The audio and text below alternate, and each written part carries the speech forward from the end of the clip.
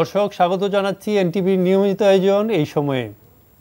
ক্রমে ঘনিয়ে আসছে জাতীয় নির্বাচনের সময়, অথচ এখনও সরকারি ও বিরোধী পক্ষ তাদের পৃথক অবস্থানে অনড়। নির্বাচনের লেভেল প্লেয়িং ফিল্ড নিয়ে রয়েছে ভিন্ন ভিন্ন মত। নির্বাচনী বছরে আসছে 2023-24 অর্থ বছরের বাজেট। এই অবস্থায় বাজারে পেঁয়াজ সহ সব নিত্যপণ্যের দাম ঊর্ধ্বমুখী। আছে গরমে লোডশেডিংয়ের অভিযোগ। এছাড়া দেশের রাজনীতি ঘিরে কূটনৈতিক মহলে রয়েছে নানা তৎপরতা। এমন পরিস্থিতিতে কি হবে আগামী দিন, এসব সহ সাম্প্রতিক নানা বিষয় নিয়ে আলোচনা করব আজকের এই সময়ে। সাথে আছি আমি সীমান্ত খোকন। স্টুডিওতে আমাদের সাথে আছেন কৃষক লীগের সাধারণ সম্পাদক উম্মে কুলসুম স্মৃতি এমপি, আছেন বিএনপির নির্বাহী কমিটির সদস্য সাবেক এমপি জনাব এম রশিদুজ্জামান মিল্লাত এবং কনজিউমার অ্যাসোসিয়েশন অব বাংলাদেশ ক্যাবের বাজার বিশ্লেষক সিনিয়র সাংবাদিক জনাব কাজী আব্দুল হান্নান। আপনাদের তিনজনকেই স্বাগত জানাচ্ছি স্টুডিওতে। আসলে এখনকার তো আসলে প্রেক্ষাপটটা রাজনৈতিক একটা টালমাটাল অবস্থা চলছে। সংঘাত হচ্ছে, জনসভা হচ্ছে, শান্তি সমাবেশ হচ্ছে, আবার বিপরীত ধর্মী হচ্ছে। বিশেষ করে গতকালও আপনার বিএনপি যে সমাবেশ করছে এখানে পাল্টাপাল্টি হামলা হয়েছে, এরকম অভিযোগ আছে। আসলে বেসিক্যালি আমরা এখন বিএনপি 10 দফা কর্মসূচিও দিয়েছে। তো আলটিমেটলি বিএনপির কর্মসূচি এবং সাম্প্রতিক অবস্থাটা আসলে কিভাবে দেখছেন আপনি একজন বিএনপির নেতা হিসেবে? ধন্যবাদ সীমান্ত আপনাকে। আসলে তো আপনি নিজেই প্রথমেই বলে দিলেন আর কি যে সাম্প্রতিক অবস্থা বাংলাদেশের কি এখন। দ্রব্যমূল্যের ঊর্ধ্বগতি, রাজনৈতিক অস্থিতিশীলতা, বিরোধী দলের উপরে দমন পীড়ন এবং আমাদের গণতন্ত্র নিয়ে যে আমাদের ফিরিয়ে আনার যে প্রচেষ্টা এবং আগামী ইলেকশন কিভাবে হবে সেগুলি সম্বন্ধে তো আপনারা সবাই জানেন আর কি। তো আপনি যদি দ্রব্যমূল্যে আসেন, আমরা কিন্তু এখন যে আপনি প্রথমেই কথাটা বললেন যে গতকালকেও যে ঘটনাটি ঘটেছে, আমরা কিন্তু এই দ্রব্যমূল্যের ঊর্ধ্বগতি মানুষের ক্রয় ক্ষমতার বাইরে চলে গিয়েছে এবং মানুষের গণতান্ত্রিক অধিকার নেই এবং আগামী নির্বাচনটা যাতে একটা সুষ্ঠু, অবাধ এবং গ্রহণযোগ্য হয় সেই কারণেই কিন্তু আমরা আন্দোলনগুলি করছি। এগুলি সবই জনগণের জন্য। জনগণের এই দেশ কিন্তু জনগণের, তারাই এই দেশের মালিক। তাদের জন্য আমরা রাজনীতিবিদ যারা রয়েছি তা জনগণকে নিয়েই কিন্তু আমরা আন্দোলনগুলি করছি। কিন্তু আন্দোলনে কি হচ্ছে? আন্দোলনের যখনই আমরা এ সমস্ত নিয়ে সরকারের কাছে আবেদন জানাচ্ছি বা বিক্ষোভ করছি এগুলিকে প্রোটেক্ট করার জন্য, আমাদের উপরে তখন বুলেট চালানো হচ্ছে। এবং আপনারা দেখেছেন যে খুলনায় গতকালকে যে বিরাট যে ঘটনাটি ঘটল, পুলিশের যে মহড়া, এটা করে তো গণতন্ত্রকে ফিরে আনা যাবে না। বরঞ্চ সরকারের উচিত যে আমাদের যে জনগণের যে বক্তব্যগুলি আছে আমাদের মাধ্যমে সেগুলি প্রস্ফুটিত হোক, সেগুলি আমরা জানাই, সেটা নিয়ে তারা কাজ করবে। এখন ওই দ্রব্যমূল্যের যে ঊর্ধ্বগতি, আপনার পেঁয়াজের মূল্য কি হয়েছে আপনারা জানেন যে এখন তো আজকে দেখলাম বোধহয় কিছু পেঁয়াজ আমদানির জন্য কৃষিমন্ত্রী বাণিজ্যমন্ত্রীকে অনুরোধ করেছেন এই ঠেকানোর জন্য। তারপরে বিদ্যুতের অবস্থা দেখেন, কত বিদ্যুতের স্থাপনা হয়েছে, কুইক রেন্টালের নামে কত রকমের কতগুলি আপনার বিদ্যুৎ কেন্দ্র বেছে বেছে দেওয়া হয়েছে, তাতে লুণ্ঠিত হয়েছে প্রচুর টাকা। দুর্নীতির যে অবস্থা এই কুইক রেন্টাল নিয়ে, এখন দেখেন বিদ্যুৎ পাচ্ছেন। আমরা শুনেছিলাম যে 16,000 মেগাওয়াট বিদ্যুৎ আমাদের প্রয়োজন সারা বাংলাদেশে বর্তমানে, কিন্তু শুনেছি 21,000 বিদ্যুৎ মেগাওয়াট পর্যন্ত বিদ্যুৎ প্ল্যান্টের অনুমোদন দেওয়া হয়েছে। কিন্তু এখন তো ঘন্টায় ঘন্টায় আপনার লোডশেডিং পাচ্ছেন। এই যে অবস্থা, সার্বিক অবস্থা আপনার বিবেচনা করলে দেখা যায় যে এটা গণতন্ত্রের অভাবে মানুষের ভোটাধিকার প্রয়োগ করার যে অবস্থা নাই, সেই কারণেই নতুন নতুন নেতৃত্ব যাকে তাকে এমপি বানিয়ে যাকে তাকে সরকারে বসিয়ে এই জনগণের উপর এই সমস্ত বোঝাগুলি চাপিয়ে দেওয়া হচ্ছে। তো এটা থেকে নিরসন পেতে হলে একটা সুষ্ঠু, অবাধ, গ্রহণযোগ্য নির্বাচন দরকার, এবং সেটা এই সরকারের অধীনে বিএনপি এই নির্বাচন করবে না। কারণ 14 সনের কথা আপনি চিন্তা করেন, 14 সনের যে নির্বাচন যেটা হয়েছে সেটার মানে আমার মনে হয় 5% ভোট পড়েনি, এবং সকল কেন্দ্রই প্রায় বন্ধ ছিল। তারপরে বর্তমান প্রধানমন্ত্রী বলেছিলেন যে আরেকটি নির্বাচন দেওয়া হবে। যেমনটি বিএনপির একটা অভিযোগ রয়েছে যে 96 সালে 15 ফেব্রুয়ারি নির্বাচনটি করা হয়েছিল, এটা বৈধ হয়নি। এবং তাতে করে কিন্তু আমরা 96 সংশোধনী এনে, তত্ত্বাবধায়ক সরকারের সংশোধনী এনে, আওয়ামী লীগের দাবিতে তত্ত্বাবধায়ক সরকারের সংশোধনী এনে আবার পার্লামেন্ট ভেঙে দিয়ে একটা সুষ্ঠু নির্বাচন দিয়েছিলাম।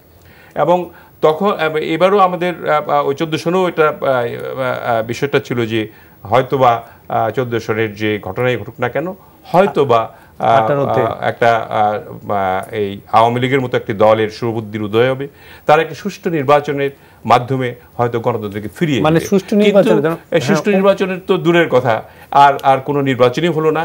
তারপরে তো ইউ কাম টু দা 18তে যা হলো সেটা যদি আমাকে বলতে দেন। যাই কুলসুম স্মৃতি আপনার কাছে, যে আলটিমেটলি যে এই যে নির্বাচন নিয়ে যে একটা সংশয় আছে, কিংবা এই যে সিটি কর্পোরেশন নির্বাচনগুলোতেও আপনার বিরোধী দল নাই, প্রধান বিরোধী দল বিএনপি, তো আমরা কি জাতীয় নির্বাচনে কি একই ফরম্যাট ওই দিকেই যাচ্ছি কিনা, কিংবা কোনো রকম অনিশ্চয়তার দিকে আছে কিনা?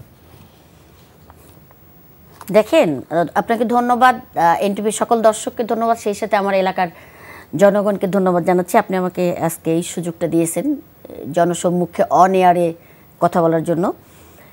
যাই হোক, নির্বাচনের বিষয়টা যেটা কথা বলা হচ্ছে, আমার মিল্লাত ভাই যেভাবে বললেন, ঠিক 96-এর 15 ফেব্রুয়ারি নির্বাচন আর 14 সালের নির্বাচন এক করলে কিন্তু হবে না। 96-এর যে 15 ফেব্রুয়ারি নির্বাচনটা ছিল একেবারেই খারাপ নির্বাচন একটা ছিল, সেটা যেটা জনগণ একেবারে মানে বাধ্য করেছে বিএনপিকে এই নির্বাচনটাকে না করানোর জন্য, এবং বাধ্য হয়ে খালেদা জিয়া বা বিএনপি সরকার এই পরবর্তীতে আবারও নির্বাচন দিয়েছে, যেটা 96-এ আওয়ামী লীগ যখন ক্ষমতায় আসলো। আর আওয়ামী লীগ ক্ষমতায় আসার পরে যতবার মানে ক্ষমতা হস্তান্তর আপনি দেখেন, কখনো মানে আওয়ামী লীগ যেভাবে ক্ষমতা হস্তান্তর করেছে, বিএনপি কখনো কোনো সময় কোনোবারই এইভাবে হস্তান্তর করেনি। 91 থেকে 96 15 ফেব্রুয়ারি নির্বাচন করলো, আর 96 যখন আওয়ামী লীগ ক্ষমতা মানে দিয়ে দিল, তখন কিন্তু এই বিএনপির মতো এত 15 সালের নির্বাচন করতে হয়নি। আর 14 সালের নির্বাচনটাকে যেভাবে উনি কথা বলছেন, 14 সালের নির্বাচন তো সারা বাংলার জনগণ জানে কিভাবে জ্বালাও পোড়াও করে পেট্রোল বোমা দিয়ে কিভাবে নির্বাচনকে প্রতিহত করার নামে বাংলাদেশের জনগণকে পেট্রোল বোমা দিয়ে পুড়িয়েছে। আপনারা জানেন, তখনকার সময় এই ঢাকা মেডিকেলে বার্ন ইউনিটে জায়গা না হওয়াতে পরবর্তীতে আবার শেখ হাসিনা বার্ন ইউনিট করার মানে প্রধানমন্ত্রী ঘোষণা দিলেন, এবং এখন তো শেখ হাসিনা বার্ন ইউনিট সহ আমরা আছি। সেই সময়ের 500-র উপরে যে দগ্ধ ছিল, এখনও এইবার যে মহিলা এমপি একজন আছে আমাদের খাদিজা আপনার রাজবাড়ির, সে অ্যাডভোকেট ছিল, আমিও অ্যাডভোকেট, তো জজ কোর্টের ওকালতি করতো সে, আমার এক কলিগের জুনিয়র ছিল। ও কোনদিন এভাবে আমি রাজনীতি করতে দেখিনি। হ্যাঁ, আমাদের আওয়ামী মনা ছিল, এটা ঠিক আছে। বাস দিয়ে আসতেছে, আসার সময় তার বাসে যাওয়ার পরে সে ঝলসে গেছে, শুধুমাত্র ঝলসে গেছে। সে তো তখন বোমার ইয়াতে যে ঝলসে গেল, এটার জবাবটা কে দিবে? কত মা তার বাচ্চাকে নিয়ে, আপনি দেখেছেন, আপনারা তো টেলিভিশনের সংবাদ এখন আপনাদের আগের আর্কাইভ থেকে বের করলে আপনারা দেখবেন 2014 সালের কি ভয়াবহ বিভৎস অবস্থান। বিশেষ করে আমার পলাশবাড়ি, আমি যে এলাকা থেকে এখন নির্বাচিত, পলাশবাড়ি সাদুল্লাপুর, ওইখানে আপনার ভোটের বাক্স পুড়িয়েছে, সেন্টার পুড়িয়েছে, পুলিশ মেরেছে, এবং নির্বাচন কমিশনারকেও হত্যা করেছে, পুলিশ মারছে, পুলিশ মারার এই আপনার আমাদের শামীম পাটোয়ারি তার এলাকার পুলিশ পর্যন্ত মারছে, সেই মামলাগুলো এখনও চলমান আছে। তাহলে 2014 সালের নির্বাচনকে ওনারা কিভাবে বলেন যে 2014 সালের নির্বাচন ইয়েটা তাদের ছিল? এটা আমি বলবো বিএনপি এটা সন্ত্রাসী কায়দা করতে চেয়েছিল, যেটা 96 আওয়ামী লীগ করেনি। আর করেনি জন্য জনগণ সাথে থেকে আমরা ওই নির্বাচনকে ঠেকাতে পারছি এবং পরবর্তীতে নির্বাচনে আওয়ামী লীগ ক্ষমতায় আসছে। আর তারা 2014 সালে জনগণকে নিয়ে ওই পেট্রোল বোমা মারেনি।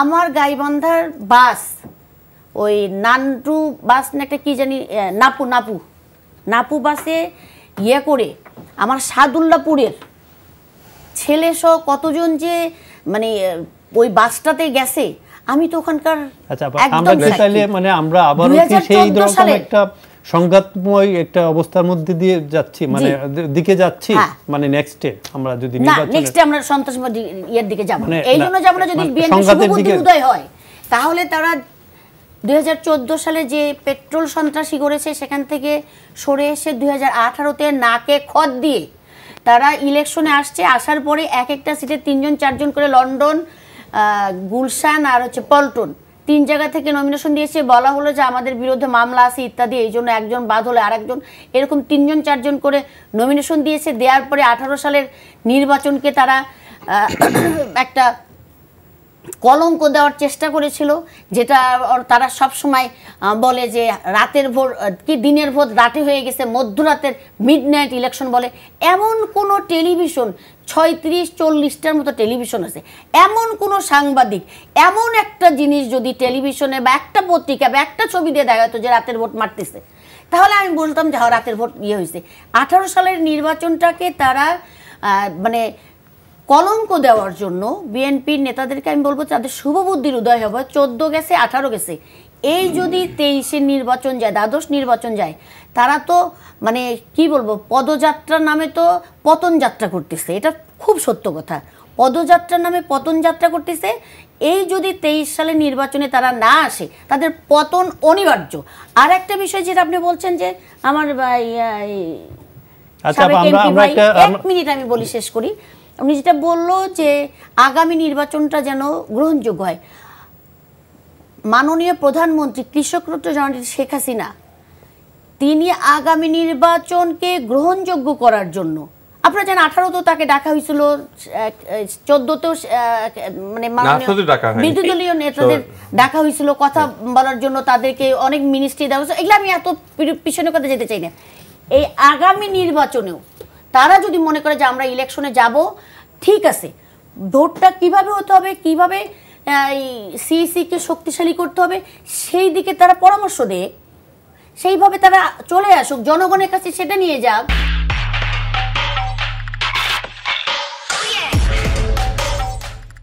তো রাজনীতির সাথে আসলে ওতপ্রোতভাবে জড়িত আছে দেশের অর্থনীতি।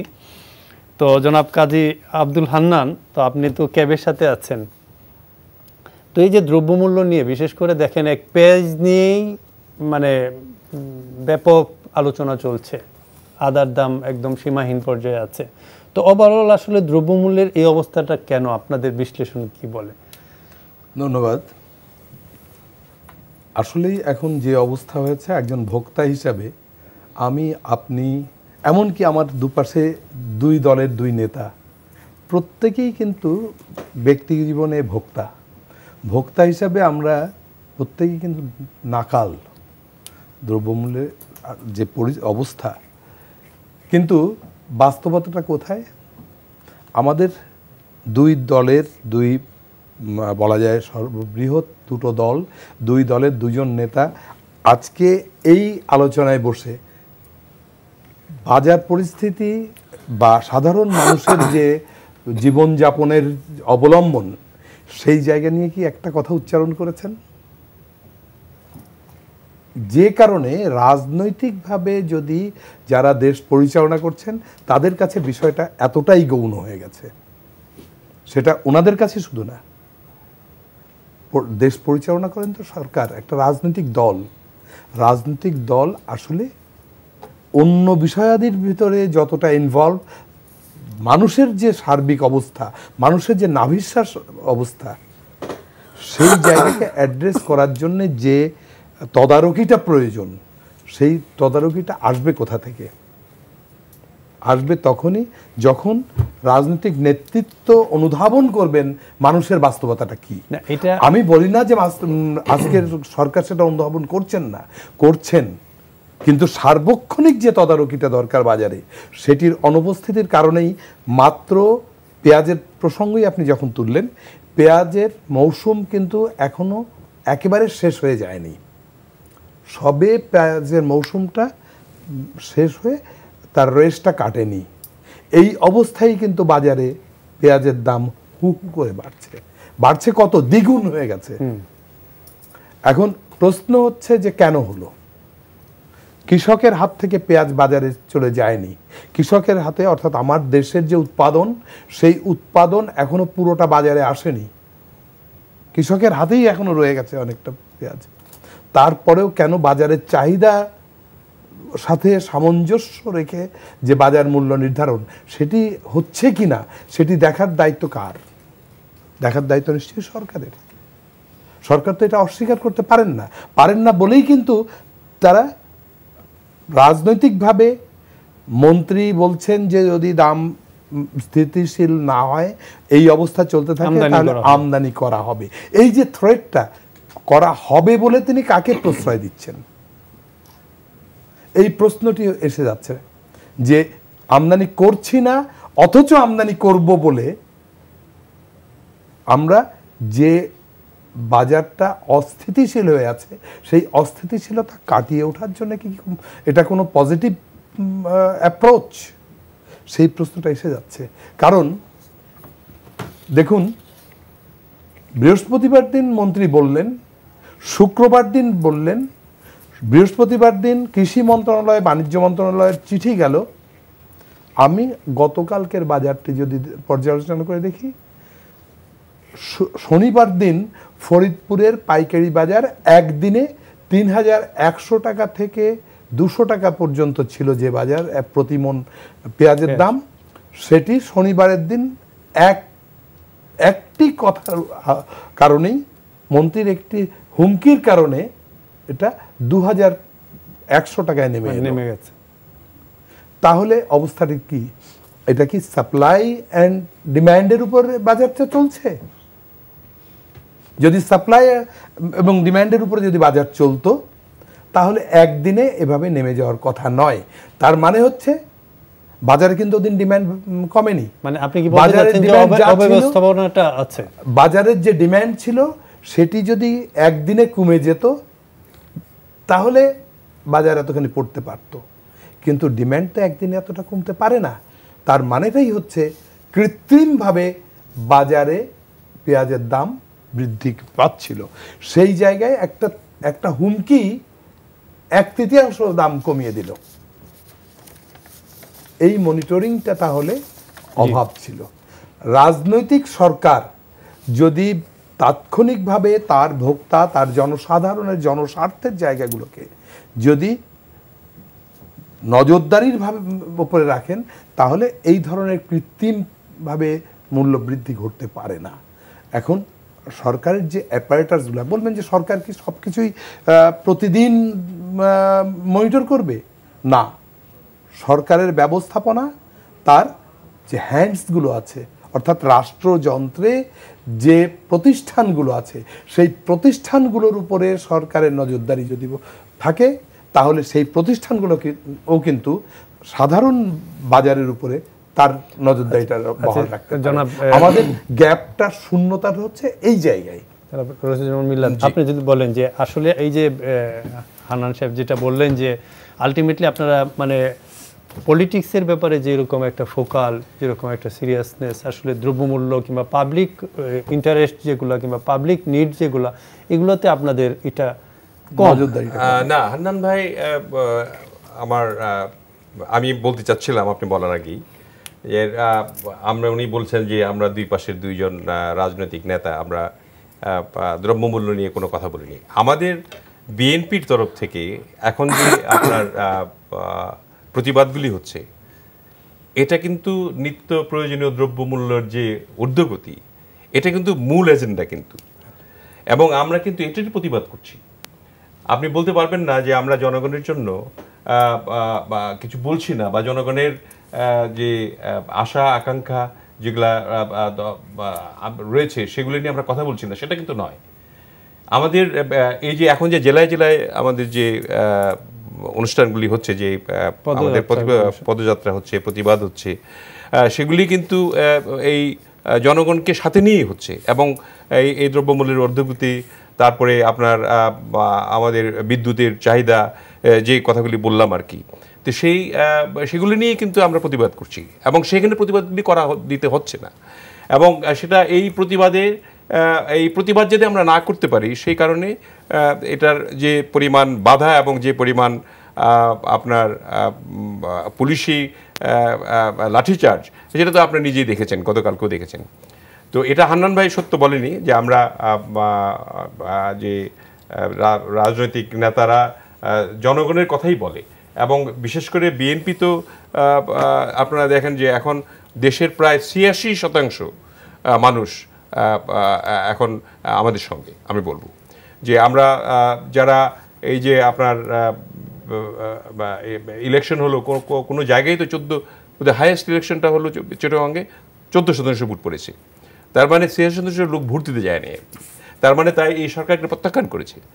আর আমাদের একটু আগে আমি যেটা বলতে চেয়েছিলাম যে আমাদের আপা যে এমপি আপা বললেন, যেটা তত্ত্বাবধায়ক সরকার সব নিয়ে কিন্তু ওই ইয়েতে আপনার ৯৬ সনে তত্ত্বাবধায়ক সরকার নিয়ে কিন্তু আন্দোলনটা করছিলেন, এবং সেখানে সম্পৃক্ত হয়েছিল জনগণ, আমরাও বিশ্বাস করি। ৯৬ তত্ত্বাবধায়ক নিয়ে হয়নি, হ্যাঁ ৯০ হয়েছিল। ৯০ তো তত্ত্বাবধায়ক সরকারের আমলেই তো ইলেকশনটা হলো, হওয়ার পরে ৯৬ আপনারা না আপনার আমি শেষ করি। আপনি বলেছেন যে ৯৬ এবং ১৪ একসঙ্গে না মেলানোর জন্য। ৯৬ সনে তত্ত্বাবধায়ক সরকারের জন্য আন্দোলনটা কে করেছিল? আপনারা ওই ১৫ই ফেব্রুয়ারি নির্বাচন করার কারণে এটা হয়েছে। ১৫ই ফেব্রুয়ারিতে আমরা নির্বাচনটা আমি করব কেন, যেহেতু তত্ত্বাবধায়ক সরকার তো তখন ৯১ তত্ত্বাবধায়ক সরকার ছিল। না ৯১ কে কোন সরকার ছিল? আপনার তত্ত্বাবধায়ক সরকার প্রতিষ্ঠিত হয়, শাহাবুদ্দিন সাহেব কি ছিল? তত্ত্বাবধায়ক সরকার প্রতিষ্ঠিত হয় আপনার ৯৬ সনে, ৯১ সনে না। ৯১ সনে আপনার যে ইলেকশন হলো, সেই ইলেকশনের প্রেক্ষিতে আপনার পার্মানেন্ট তত্ত্বাবধায়ক সরকার গঠনের উদ্দেশ্যে আপনারা হ্যাঁ তখন তো ১৫ ফেব্রুয়ারি করার পরে আপনারা করলেন। আমি বলি, আমরা তো স্বীকার করছি ১৫ ফেব্রুয়ারি করলাম, করার পরে কেন করা হলো, যে এটাকে আপনার পার্লামেন্ট থেকে এটার কাঠামোকে ঠিক করার জন্য, এবং সেটা আপনাদের দাবিতেই কিন্তু করা হয়েছিল। তত্ত্বাবধায়ক সরকার তখন যে করা হলো, আপনি তো অন্যদিকে যাচ্ছেন। তত্ত্বাবধায়ক সরকারের আপনি যাচ্ছেন তত্ত্বাবধায়ক সরকারের পক্ষে আপনারা আন্দোলন করে সেই ৯৬ নির্বাচন করলেন, এবং আমি বলবো ৯৬ ভালো একটা নির্বাচন হয়েছে। ৯৬ আপনারা পাশ করেছেন। তত্ত্বাবধায়ক সরকারের আন্ডারে ২০০১ ইলেকশন হয়েছে, আপনারা সুন্দর একটা ইলেকশন হয়েছে, এবং সেখানে এসেছে। কিন্তু ২০০৭ সালে এসে যেটা করলেন, যে মানুষকে হত্যা, মানুষের উপরে মানে মৃত লাশের উপরে নাচানাচি করে যে অবস্থার সৃষ্টি করলেন, তাতে করে দেশ কিন্তু মানে আপনি চিন্তা করেন কত বছর পিছিয়ে গেছে। এবং আওয়ামী লীগ, বিএনপি দুটি রাজনৈতিক দল, এই দুটি দল তো শক্ত দল, এবং এই দুটি দলের কিন্তু অনেক ক্ষতি হয়েছে, রাজনীতির একটা বড় ক্ষতি হয়েছে, এবং এই ক্ষতিটা আরও আপনারা সেটাকে লিঙ্গার করে এখন এটাকে পার্মানেন্ট পদ্ধতিতে নিয়ে যাওয়ার জন্য আপনারা ১৪, ১৮ আবার ২৩-এ আপনারা ইলেকশন করতে যাচ্ছেন আপনাদের সরকারের আন্ডারে। সেই সরকারের আন্ডারে কি ইলেকশন করা সম্ভব আমাদের? আপনারা ১৮ সালের ইলেকশনে আপনি বললেন যে আমরা রাতের ভোট দিনে, বা দিনের ভোট রাতে হয়েছে, এই কথাটা শুধু আমরা বলেছি? এটা শুধু আপনার প্রত্যেকটি টেলিভিশনে দেখানো হয়েছে, সিল মারানো দেখানো হয়েছে। এই সমস্ত কথাগুলি যদি বলেন, দেখেন আপনি একটা মেম্বার অফ পার্লামেন্ট, আপনার যে একটা কথা বলবেন, আপনার এলাকার লোক তো শুনছে, যারা ভাই, এই এটা যে নিয়ে মিথ্যাচার যে দয়েজ করা, বলে যে ইয়া আছে। কোনটা মিথ্যা কোনটা সত্য অন্তপক্ষে প্রত্যেকটি মানুষ কিন্তু জাজ করতে পারে এখন। এই জাজমেন্টে যদি আপনি যান, আচ্ছা, আপনার আমাকে সময় দিন। কথাগুলি বলতে হবে এমনভাবে যাতে করে যা হচ্ছে মানুষ সেগুলি বিশ্বাস করে। আপনার পতন যাত্রার কথা বলছেন, আমরা পদযাত্রা করছি, আপনি বলেন পতন যাত্রা। আমরা সভা করি, আপনি বলেন সন্ত্রাসী কর্মকাণ্ড। আমরা মিছিল করি, আপনারা বলেন যে আগুন সন্ত্রাস করার জন্য লাঠি নিয়ে বেরোছে।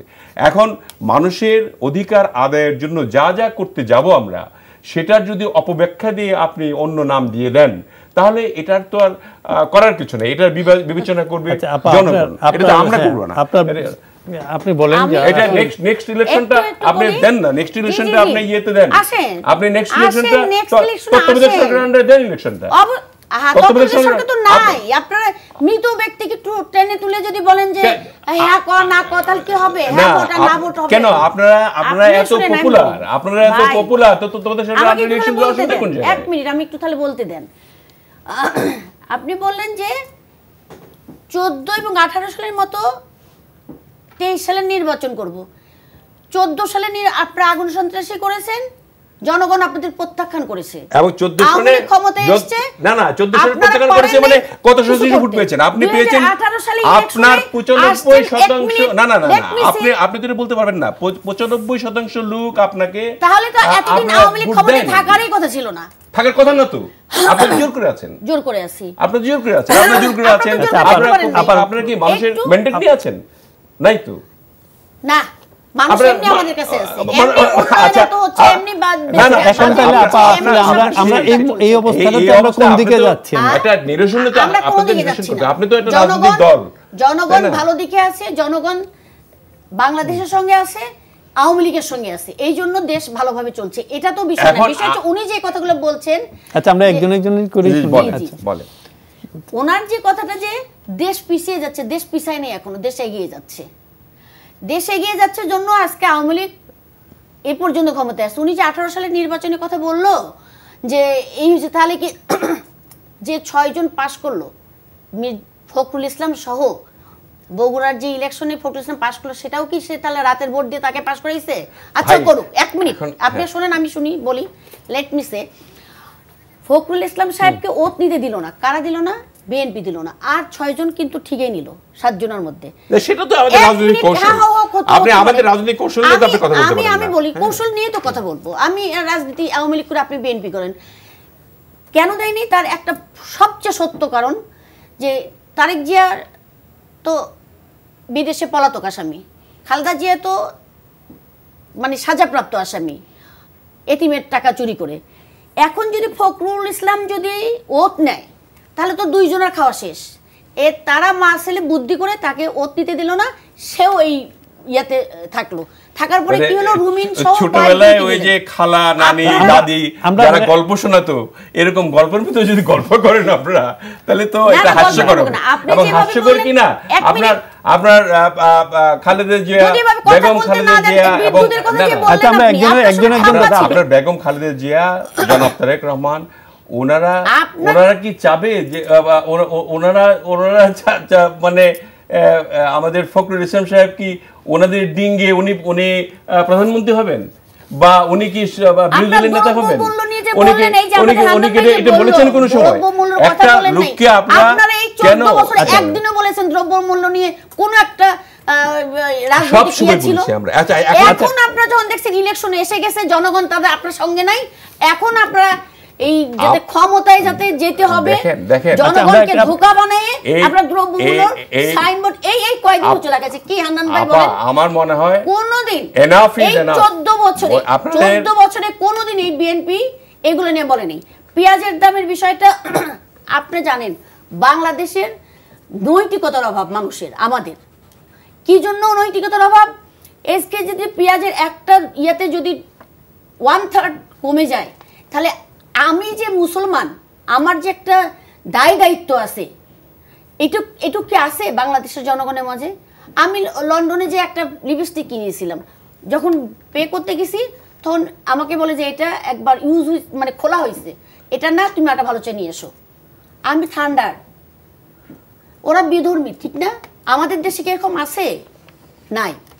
আমরা যতই ইয়া করি না কেন, আমাদের দেশের জনসংখ্যা সবচেয়ে বেশি, অনেক দেশের চেয়ে আমরা এত বেশি হিউজ পপুলেশন, যার কারণে এইটাকে যে একটা যে নৈতিকতার মধ্যে আনবে, সেটা হয়তো বা হচ্ছে বা হচ্ছে না, এরকম অবস্থা। আমরা সিনিয়র সাংবাদিক কাজী আব্দুল হান্নানের কাছে, আপনার কাছেও যাব, আমরা দুইজনের কাছেই যাব।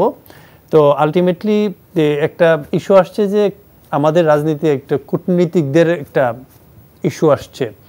তো বেসিক্যালি মানে কূটনীতিক প্রভাবটা কি পরিমাণে আছে, বা এই সামনের নির্বাচনকে কেন্দ্র করে আসলে আমরা কি পরিমাণ এটার? দেখুন, আমাদের রাজনীতির বড় দুর্বলতার জায়গা হচ্ছে আমরা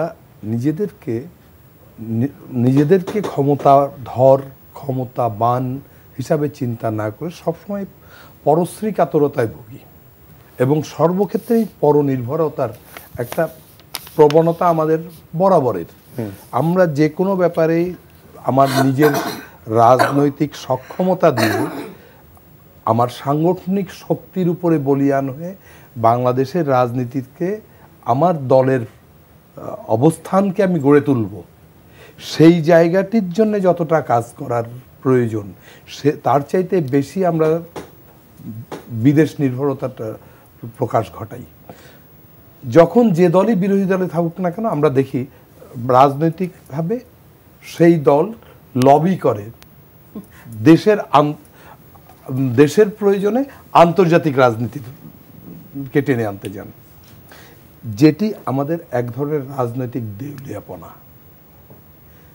আজকে যে রাজনৈতিক দেউলিয়াপনারই শিকার আমরা বিভিন্নভাবে তার বহিঃপ্রকাশ ঘটাচ্ছি।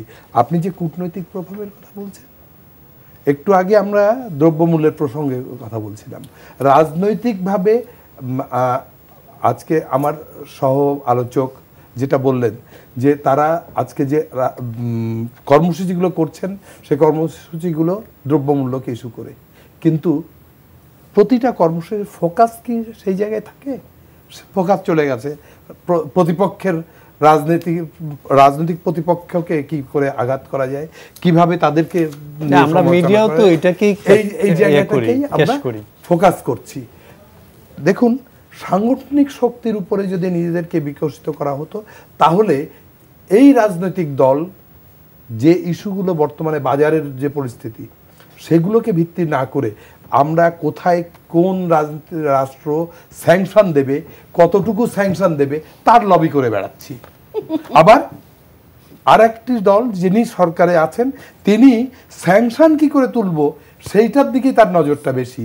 যত না নজর, গতকালকে তো একজন মন্ত্রী বলেছেন যে আর স্যাংশন হওয়ার সম্ভাবনা নাই, মানে কি সম্ভাবনা ছিল? তার মানে হচ্ছে ফোকাসটা কিন্তু আবারও সেই জায়গায় নিয়ে গেলেন।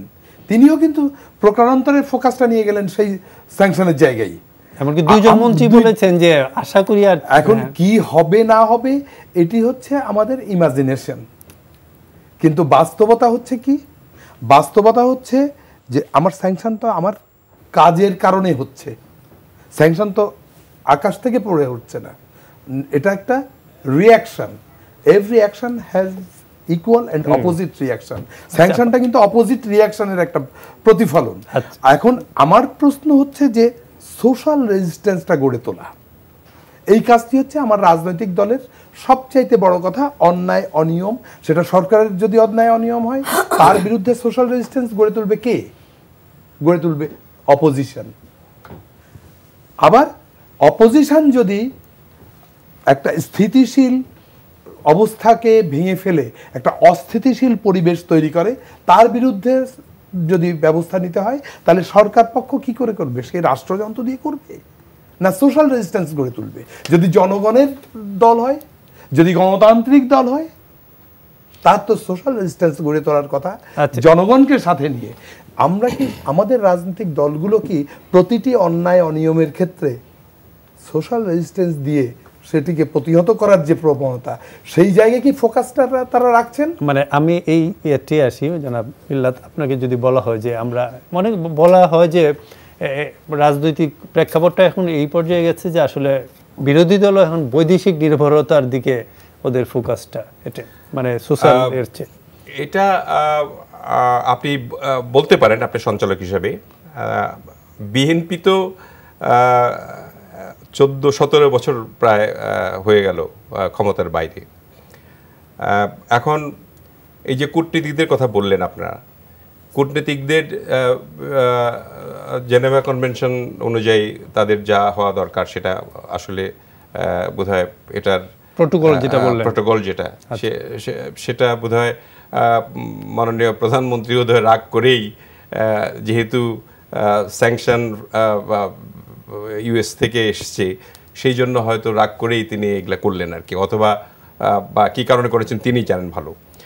তো এটা ঠিক হয়নি, এটা জনমনে মোটামুটি কনফার্ম হয়ে গেছে যে ওনারা ক্ষমতায় থাকতে পারবেন না বলে এই ধরনের আচরণ, শিষ্টাচার বহির্ভূত আচরণগুলি করছে, এমনকি এদের সঙ্গেও, আমাদের বিদেশি কূটনীতিকদের সঙ্গেও।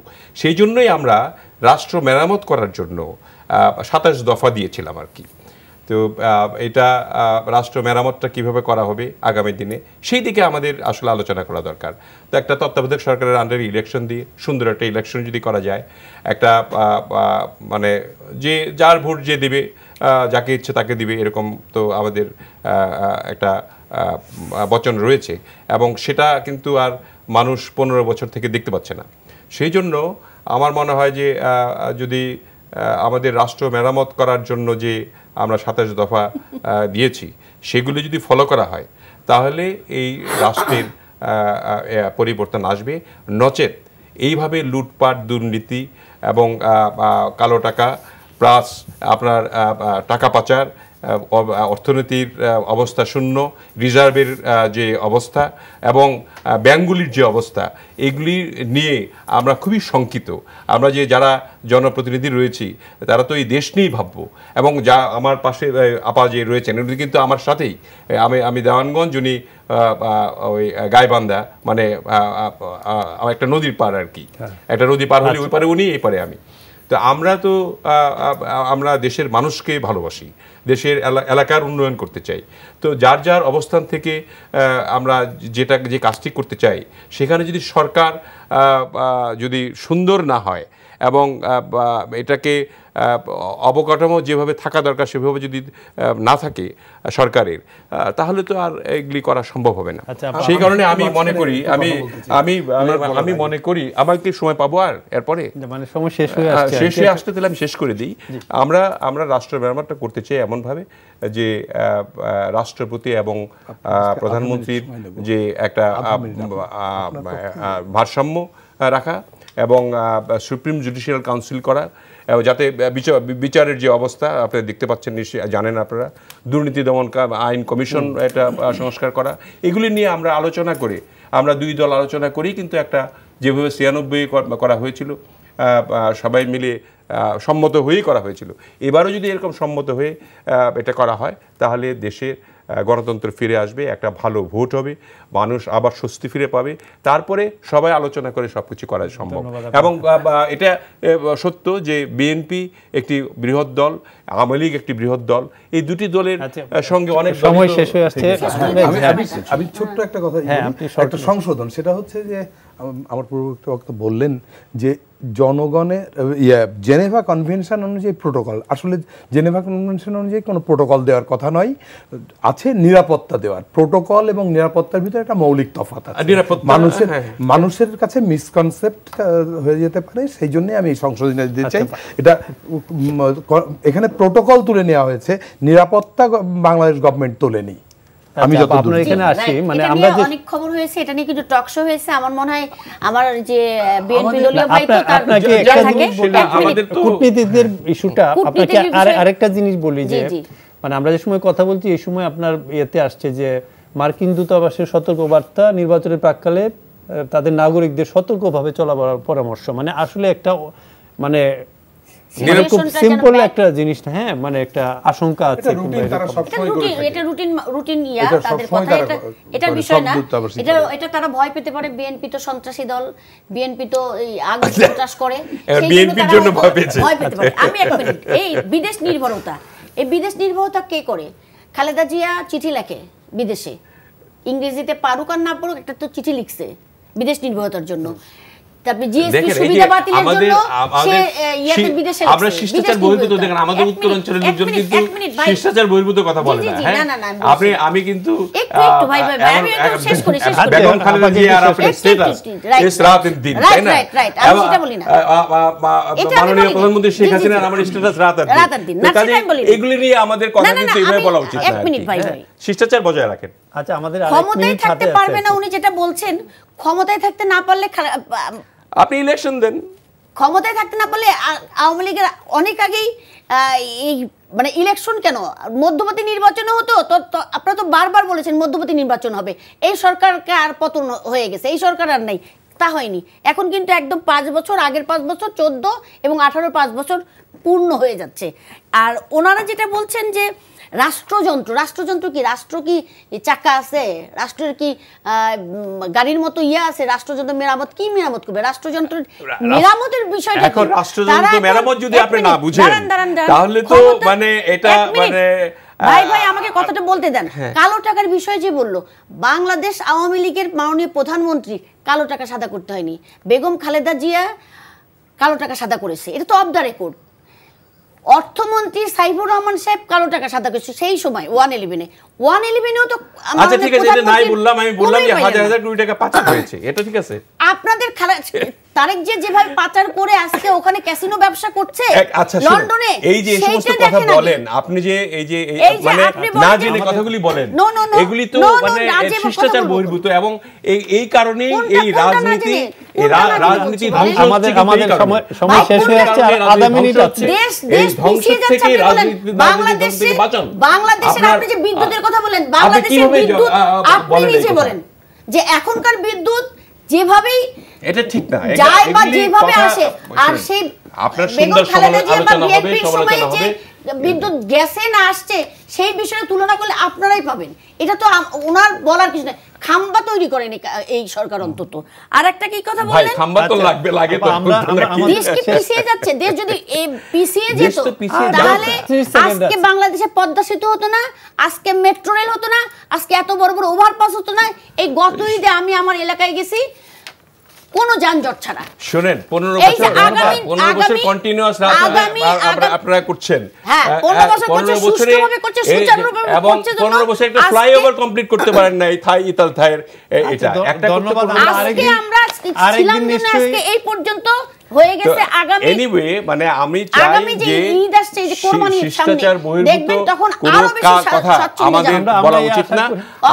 আমাদের অন্তপক্ষে রাজনীতিবিদদের এই যে সাংবাদিক ভাই আছেন তিনি বলেছেন আমাদের শিষ্টাচার বহির্ভূত কথা বলা উচিত না। আমাদের সংযত হয়ে কথা বলা উচিত, না জেনে কথা বলা উচিত না। না প্রটোকল নিরাপত্তা। ধন্যবাদ আপনাদের তিনজনকে, ধন্যবাদ। আমাদের সময় শেষ হয়ে এসেছে আরো আগে। আপনাকেও ধন্যবাদ। প্রিয় দর্শক, এই ছিল আজকের এই সময়ের আয়োজন। আপনারা ভালো থাকুন, সুস্থ থাকুন, এই প্রত্যাশায় বিদায় নিচ্ছি। শুভরাত্রি।